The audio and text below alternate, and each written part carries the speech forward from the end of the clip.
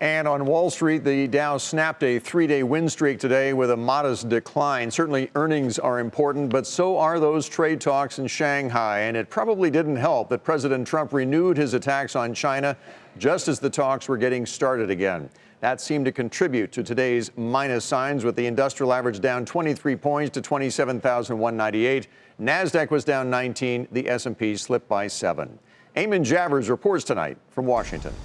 Even as the U.S. delegation arrived in Shanghai today for a new round of trade talks, President Trump gave a conflicting assessment of China's interest in reaching a deal.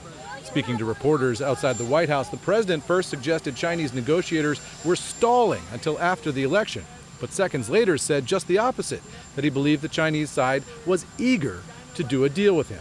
Well, I think the biggest problem to a trade deal is China would love to wait and just hope. They hope. It's not going to happen, I hope. But they would just love if I got defeated, so they could deal with somebody like Elizabeth Warren or Sleepy Joe Biden. And I will tell you this, China is dying to make a deal with me. But whether or not I'll do it, it's up to me. It's not up to them. The president's divergent assessments added an element of confusion to an already murky picture.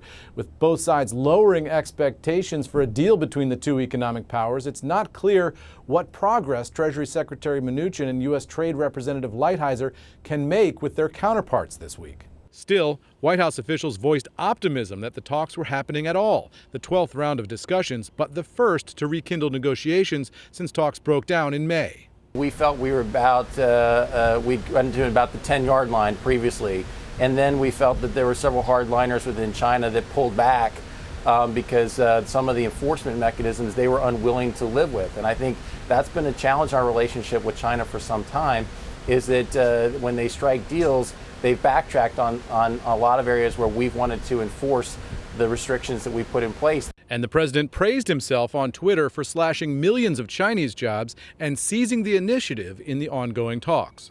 Officials have released scant details on the progress of or even the schedule for the negotiations in Shanghai this week, but a White House official tells me that officials are encouraged that the talks are even happening, and that means the relationship might be back on the right track. For Nightly Business Report, I'm Eamon Javers in Washington.